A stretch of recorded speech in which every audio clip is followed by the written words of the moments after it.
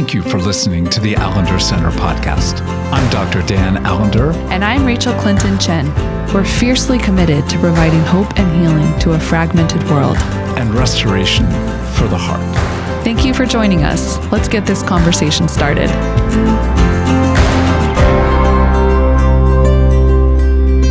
We're back today, and I'm here with Dan, and we would really love to welcome back a former podcast guest and our friend and ministry partner, Jimmy McGee, the CEO and president of the Impact Movement.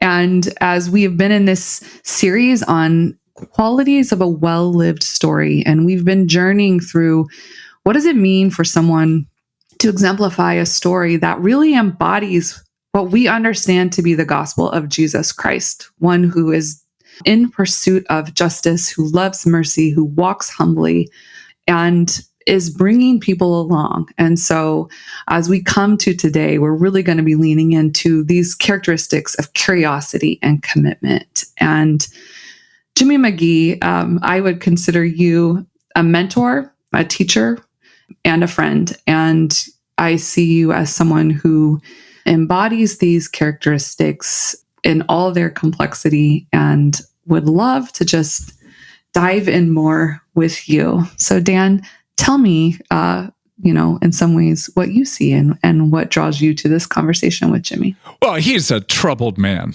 I mean, let's just say, you can't trust any human being who's not deeply troubled. But on the other hand, whose heart is really pure.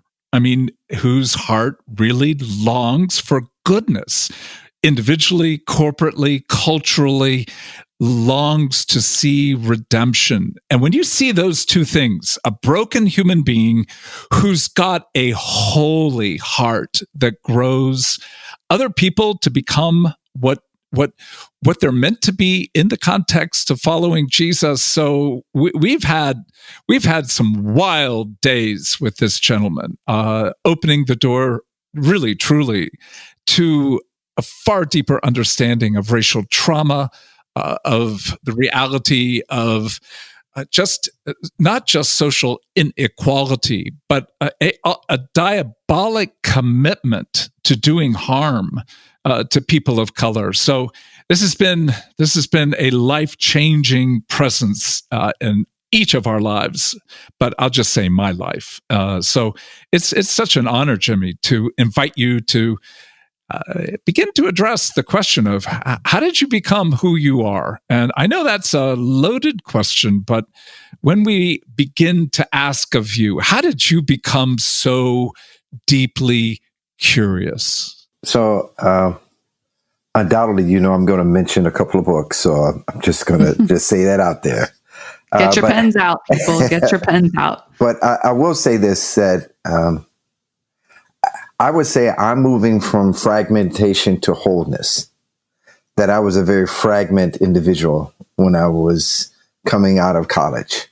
I did not have very strong connection between who I was as a person. I saw streams of who I was when I was younger. Of course, one of them was an athlete. I love to run and play basketball. I'm not so much of an athlete that I bike and I walk. So that was a part of my life. I think the central part of my identity was, I continue to think about it in three different spaces. It was being Black in the United States, being urban, because Atlanta is the smallest city I've ever lived in. And so I've always lived in these spaces. And then also being Christian. And quite frankly, they were siloed with very little connection between the three of them. And it caused a lot of discouragement within me, because when one aspect of my humanity was challenged or violated, I could not find other parts to come to his rescue. So with me as a Black person, even in Christian spaces, was violated, I didn't see that Christian aspect build a bridge to come to my rescue. And so I wanted to grow, and I was fearful of just following wind. So right at a very young age, I decided before I go any further, I needed to write my own statement of faith. And so I wrote my own statement of faith. And I kept down, these are the basics. I'm not going to go way in deep. Now, it was kind of long, but it was malleable. And there were certain key things that I wanted to do. And then I made decisions about where I was served, not based on the capacity of the organization, but the capacity of the organization to help me to discover who I was. So it wasn't about doing something. It was about me eventually becoming someone, becoming who God created me to be. And, I'm reading this book now. It's Robert Benson's first book. I'm a big fan of his, but I'm glad I waited now. It's called Between the Dreaming and Coming True. Mm-hmm. And he talks about that when we introduce ourselves with people, we always talk about, what we do, and that we've got something wrong there because what we do is not always the case of who we are. And for me, what I am doing is a part of who I am. So I am dealing with issues of making whole people. And so what happened to me over these past 25, 30 years was this idea of realizing that I didn't know everything there was in this faith. And so I kept seeking out mentors, whether it was in my organization or out at the time, who I felt like could help me grow in understanding. And they closed the gap of these three personalities until they finally became at peace in one body. And so that in my body, I am Black, I am urban, I am Christian, and I am whole, but I'm becoming more whole every day. And that's what happened to me. And if I could just take a brief moment, a significant part of this happened in the early 90s. I was working for InterVarsity at the time, and there was a very popular book called More Than Equals by Spencer Perkins and Chris Rice that came out. Mm-hmm. And the head of our campus ministry nationally sent me the book and said, hey, I want you to read this book. What do you think about it? So I got the book, I opened it up, I threw it on the bed, and I went about my life. And my wife came back to me and said, Jimmy, you ought to read this book. I just read it. I think you'll find it curious. And when I began to see, it was, to me, a roadmap to how evangelicals were pursuing the issue of race. And I was troubled by the book. These guys are 6 hours from my home. So I decided that I was going to engage them. I wasn't just going to just read the book. I was going to take my urban project and engage them in this dialogue. And we began to go back and forth about this because I felt like some of their conclusion was wrong. And I was still unsettled in evangelicalism of how they were addressing the issue of race because they were doing it anachronistically. They weren't aware of what God was doing historically through believers who adamantly loved Jesus, but would never call themselves evangelical. And I know it's hard to fathom that, but there's plenty of people who are dogmatically committed to Jesus and aren't evangelical. And so I was watching Oprah one day, and a guy named CT Vivian was on there. Mm. And I fell in love with his presentation. I had later put on in my mind that I had actually went through his training when I was in college through his partner at the time, Charles King, who's unrelated to Dr. King. And I met Charles King before he died of cancer. So I pursued CT Vivian for about 2 years until I finally met him in 1995, 25 years ago. And I would tell you, part of who I was and my curiosity was the idea of being true to who God made me was as a Black urban Christian. And that meant there were certain things in me that I desired to be, that white evangelicalism was almost forcing itself upon me of what they desired me to be. And what I found in CT Vivian, and I'll be brief, was the embodiment of what I wanted to be in a Black man. I saw in him this incredible combination of Tom Skinner, Dr. King, and Malcolm X, of how you can be nonviolent, direct, masculine, and pastoral, and sensitive, and lucid. When he died, when I used to visit him, he had over 5,000 books in his library.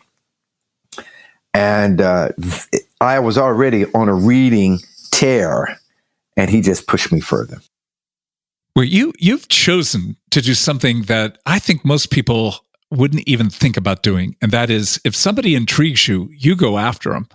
You go knock on their door. Absolutely. You invite yourself for coffee, and you begin conversations. Oh, absolutely. Robert Benson, let me give you a quick story. This is a true story. Robert Benson, his first book I read was Living Prayer. It changed my life because there's another aspect to me that really is drawn through spiritual formation, because I've gone through burnout. I've actually been depressed in my life.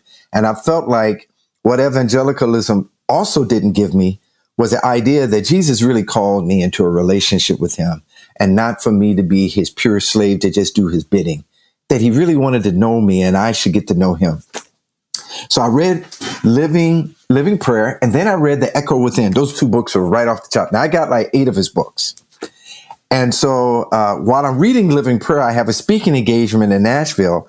So I send him an email and call him and say, is it possible that I could meet with you in Nashville? So I get back home. This is before we have smartphone. I have my flip phone, and I see this voice message from an unrecognized number. And it was Robert Benson saying, I apologize. I was unavailable to meet with you. So fast forward, I'm now the president of Impact. I'm peddling his books. I'm advertising it. And I have to go to Nashville. And I said, I'm going to see if I can meet with him. And sure enough, we met in one of the coffee houses that he describes in one of his books. Mm-hmm. And I told my wife, I said, hey, I know you read one of his books. Would you like to go with me? And she said, no, I'm going to let you have your bromance to yourself.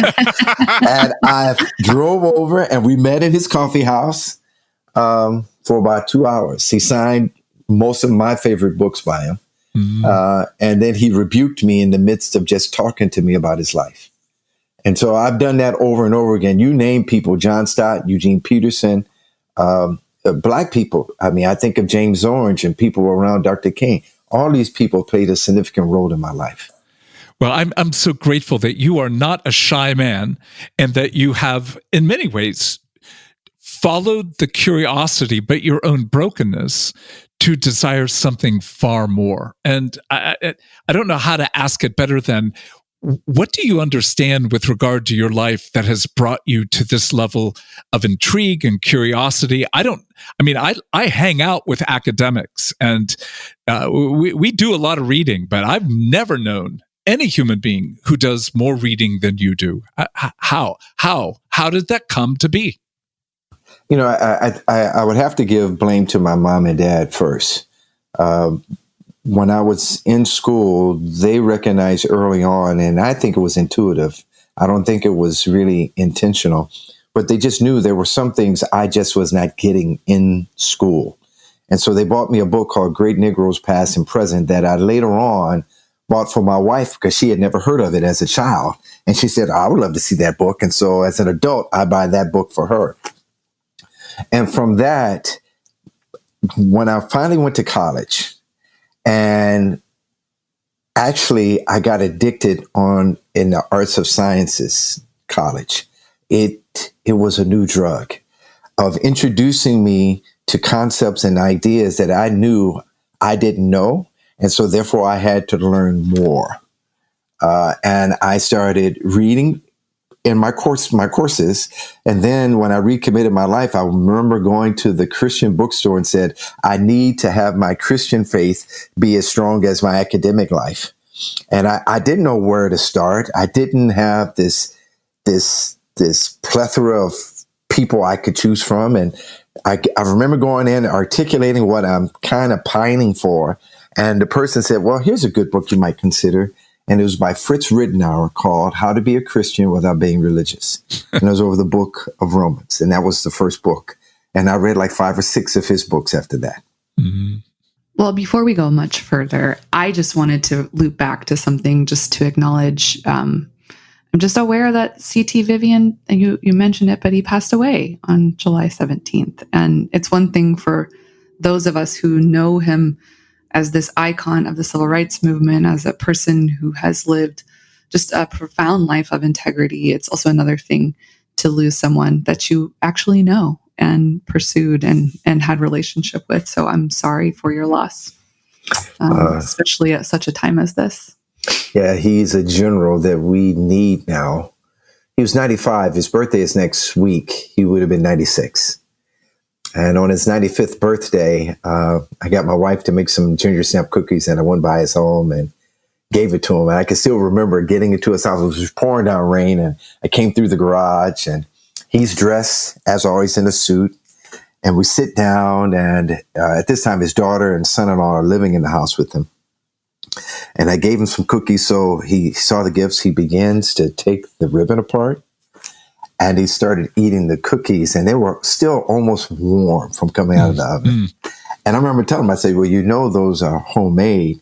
And as only he has always said, he looked at me, he said, is there any other kind? And he began to eat them and enjoy them. I had vast amounts of conversations with him in his home, in restaurants, for 7 years, facilitating training with him within a varsity. And then he introduced me to his son, who took over some of the mantle of that training in varsity and now works with us now in Impact. It is a huge loss. But you know, I've lost some other guys. I've never deleted them from my phone. I can't forget them now. They all made a huge impact to my life. And with great opportunity comes great responsibility of saying, how can I pass on CT Vivian, Tom Skinner, Elwood Ellis, Steve Hayner? How can I pass these people on to the next generation? And that's been my conundrum that I continue to answer. Which I think makes this connection to commitment, this connection between curiosity to commitment. And, you know, one thing I so deeply respect, even about how you've shared how you came to be a curious man and this language around wholeness. And I think it's just important for our listeners to hear. So often, so many of our Christian concepts have been co-opted in ways that are actually detrimental. And when I think about the word integrity, when I think that's what I hear you saying, this sense of what does it mean to have the fragmented parts be integrated as we go and as a part of our healing and as a part of what it means to be faithful and to have the capacity to bear the responsibility of what we're given. And I think that's one of the things I just so deeply appreciate about you and would want to ponder more with you. I do experience you as someone who is deeply committed to passing on all the gifts you've been given, like for the sake of life and the gospel of Jesus. And so I'm just curious, because I hear in you the question of like, I'm not always sure how to do that. What is it that compels you to keep trying, to keep imagining? Well, one thing is Mrs. Dorsey. She was my 4th and 8th grade teacher. And she used to say to me, there's no such thing as a bad question. So she always tells me I should entertain questions, no matter my opinion of the question or who is asking. And so what I've been taught, good leaders are not people who provide answers. Good leaders are those who provide questions. Because one of the things I've adopted being in your world from a friend who was on us before was Derek McNeil, is about the opportunity for people to do their own work. And I really find that what CT Vivian did for me, he didn't just give me something. He gave me the wherewithal to do my own work. And everybody kept letting me know that I had work to do. And so this curiosity is to realize two things. And I think it's connecting to the Allender Center's notion about evil. And so when we're born in this world, we're troubled in two ways. We're troubled inwardly, just by coming through the gate of the womb with sin. That's something inside of us. But I think the other part of it is we're unaware of the evil that we're engaging once we come out of that gate and how it confronts us and shapes us. And so my idea now is I don't divorce my Christian faith with other disciplines. I don't divorce it from history, sociology, anthropology, or even economics now. I actually tried to see the attachment because, using the term intersectionality, if Jesus is really Lord, then he's Lord of everything. Yes. So therefore, I got to find out what's his opinion and how does he speak into everything, because that's the kind of world that I want to prepare my students to be. We changed the mission statement of our organization of saying the very last phrase is that the Impact Movement desires to make disciples of Black students in every aspect of their life. So the very tension that I brought in my own life as a CEO is the very tension that I want to give to my students. I want to let them know I'm not giving them a pass, that they can just go to Sunday school and think they've done good going to church every week. I don't really care about that, to be really honest. What I do care about is their intersectionality of what their life looks like Monday through Saturday, because 2 hours of Sunday is not enough for me to get happy about. And I want them to go to church, and I want them to be a part of a Christian community, but I also want them to see the interwovenness of life and not compartmentalize that. And that's something that they miss. And so that's something that I am forever doing. And so if I'm really honest with you, I would love to have a conversation with Jimmy McGee at 28 years old versus a Jimmy McGee now who's 58. And I'm telling you, we would be some knockdown dragouts.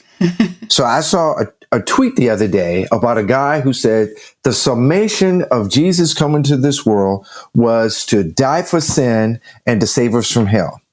Now, the 28-year-old Jesus said, spot on, right on. The 58-year-old guy would say, no, Jesus came into this world to die, yes, for sin and to not let us go to heaven, but that was not the end.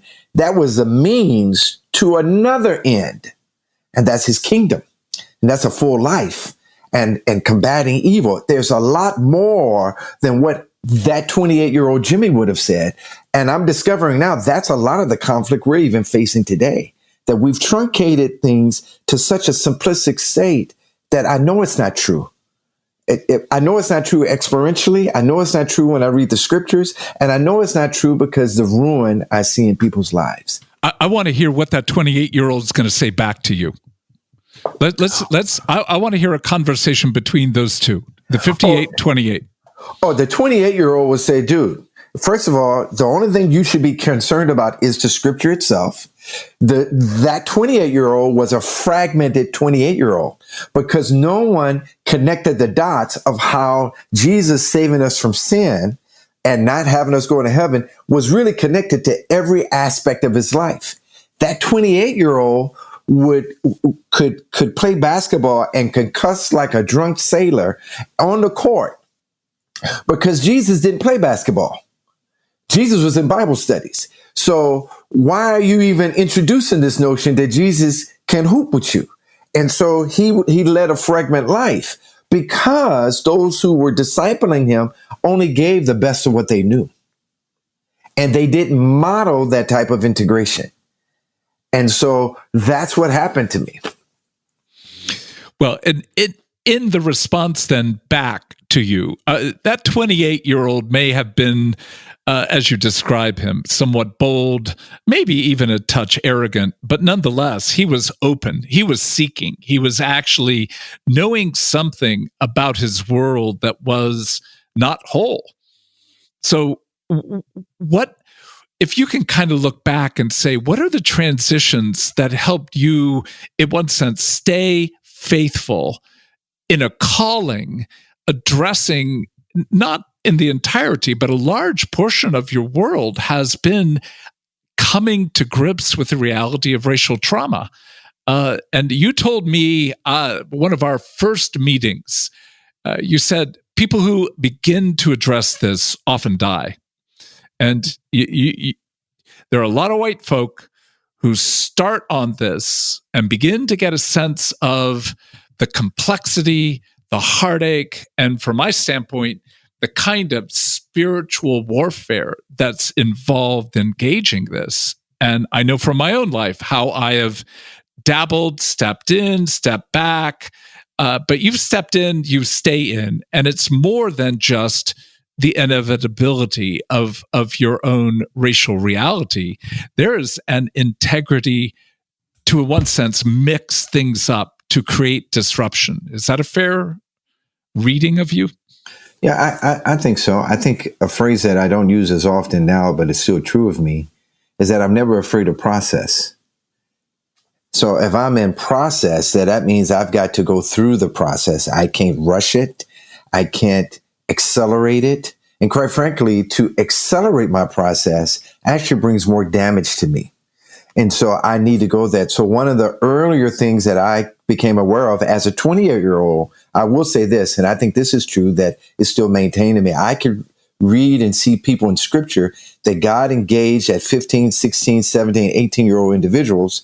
And he had this dynamic peak that he was moving them towards, whether it was to be king, whether it was to be a prophet, it didn't matter. Whether it was going to be in Egypt like Joseph, didn't really matter. But the idea was God knew when he told them that's what he wanted to be, that they weren't ready even at that young age, and that there was a process to prepare them there, a process that would help them understand and become acquainted with humility, a process that would make them aware of integrity and also not fear darkness.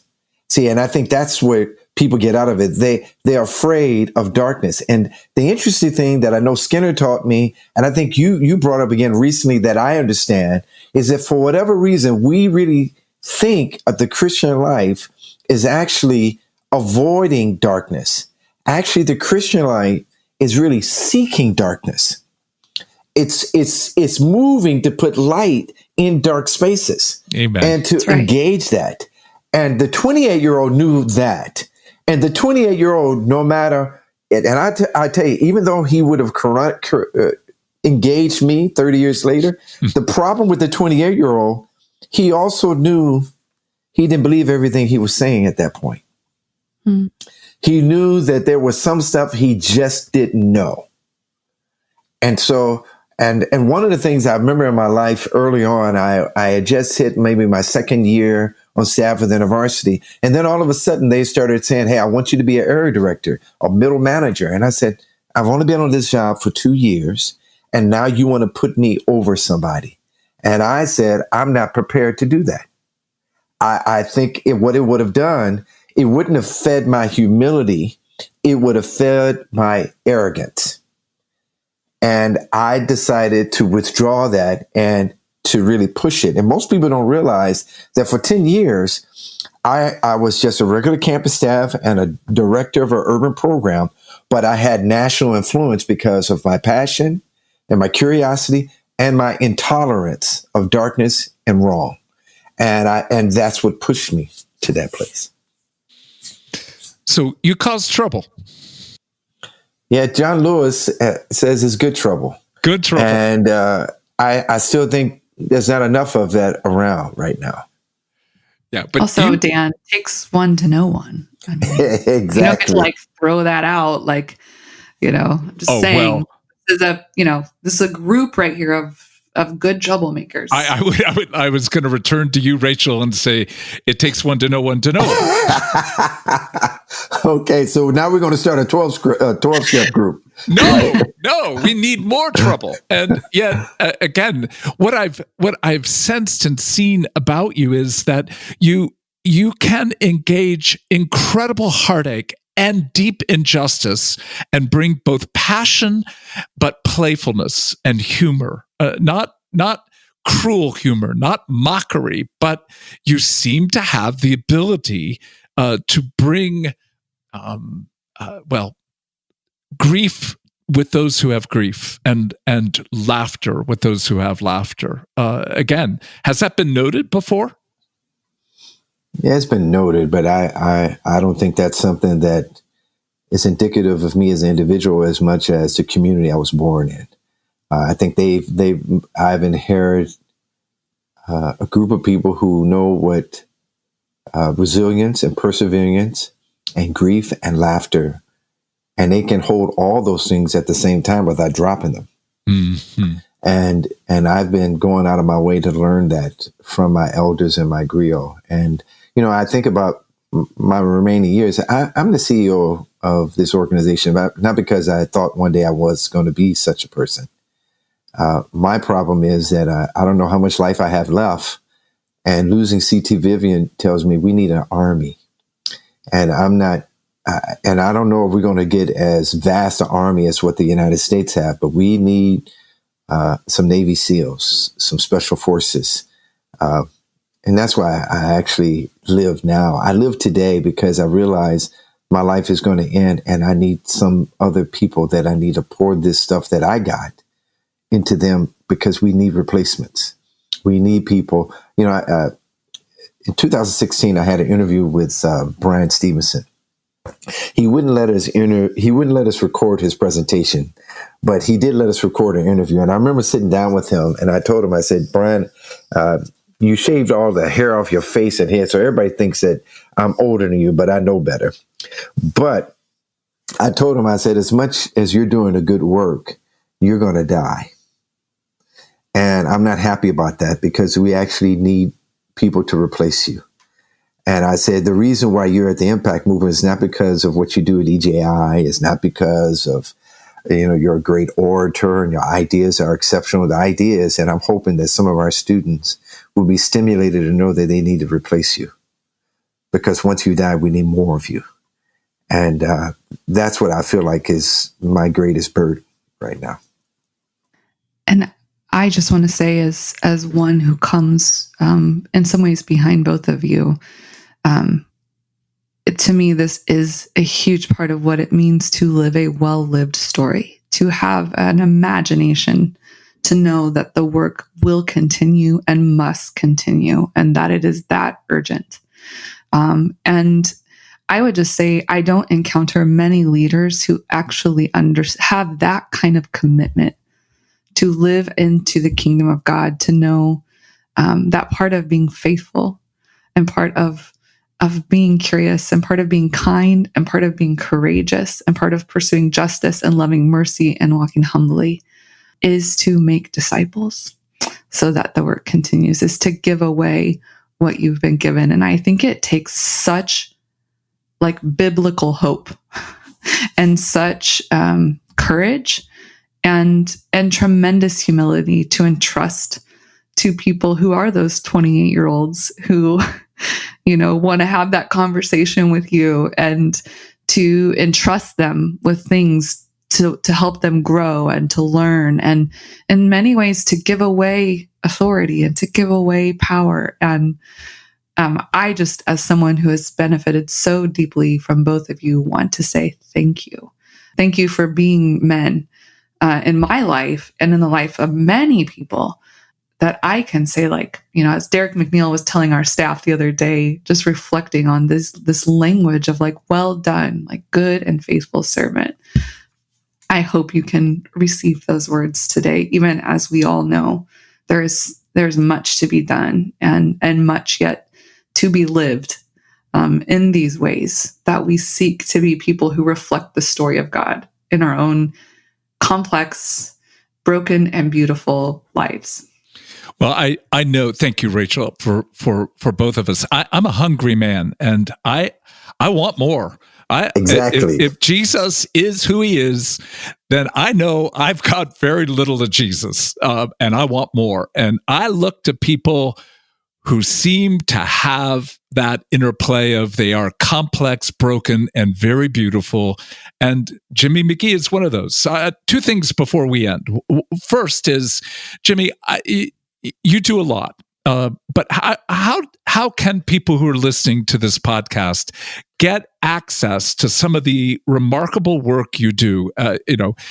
Basically, tell us a little bit about your live streaming. Well, there's a couple of things that I can tell you that we're doing. We're doing Facebook Lives. We started March 26th, and the idea was, how can we be a dispenser of information to help people interpret life? Certainly the pandemic, but even now with the trauma that's happening, the deaths of Breonna Taylor, of George Floyd, and Ahmaud Arbery. Let's say their names and not forget them.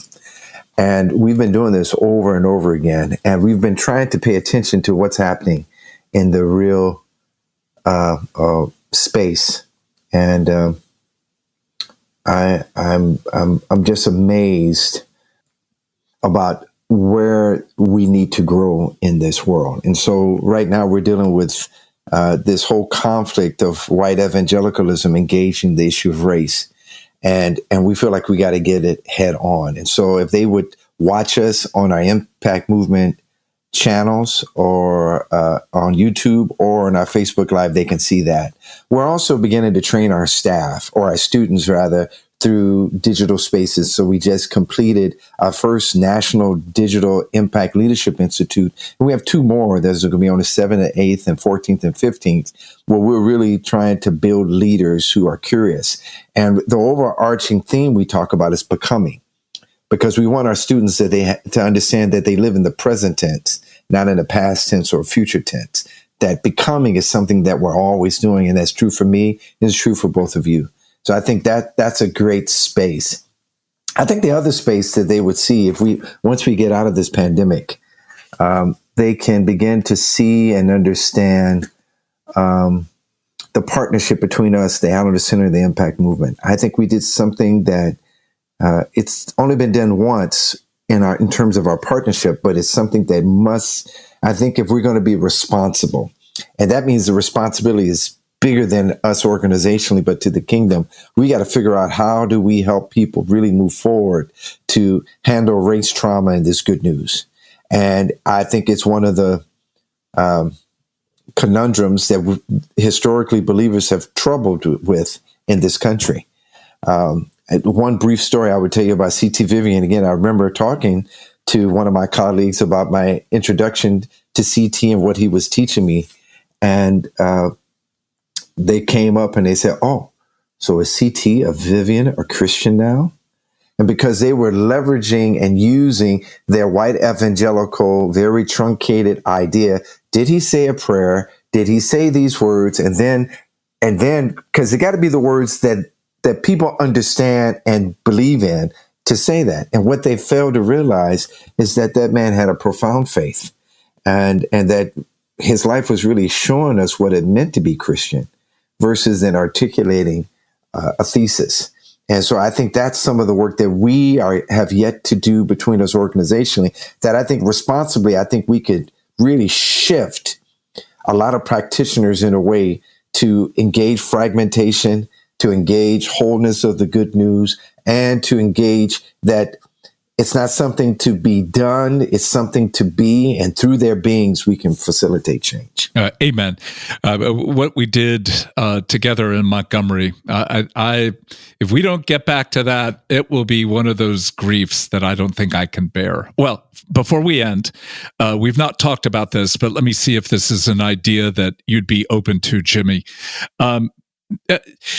You need money. I'm fairly assured as an organization. So, yes. So, for those who are listening who have a lot of money, Jimmy and I will show up at your house post-COVID, exactly. and I will cut your lawn, and Jimmy and I will have a conversation with you, your family, with anyone you want to invite. 50,000. That's the entry. We'll play a little poker and see where that goes. Is that something that you'd be open to, Jimmy? I'm definitely open to anything like that. We could play a little poker. We could go to the movies. We do a couple of different things. Yeah, we can do some, but, and if you only have 43,000, we're open. We're open to negotiate. But exactly. But, we have a long-term heart and relationship with Impact and with Jimmy McGee. So we will be inviting you, sir, to be part of more conversations. Thank you. Thank you, you curious, committed man. Thank you. I wanted to take a moment as we depart to tell you about a few opportunities that I really want to make sure you know about. So if you've been looking for more ways to get involved or are interested in diving into some of your own story work, we wanted to let you know about some exciting new opportunities happening here at the Allender Center. I don't know if you've already heard, but we just launched a brand new online course called To Be Told with the one and only Dan Allender. It's the same content as our conference, but now available for you to watch at home at your own pace. If you've ever found yourself asking, where is God leading me? Or why do I keep repeating the same patterns and ending up in the same types of relationships? I cannot recommend this course enough. You will be invited to love boldly, make sense of your story, find healing, and make changes that last. Speaking of changes, We've had quite a few over the past few months, as many of you know, and one has been that many of our trainings and workshops for the year ahead are now being offered virtually.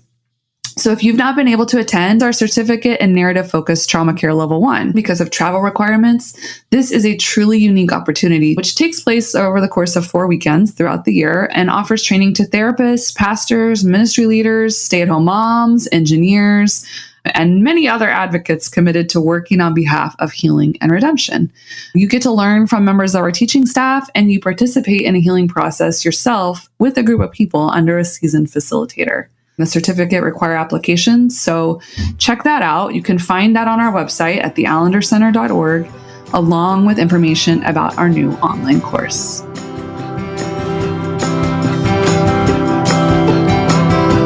The Allender Center podcast is produced by the Seattle School of Theology and Psychology.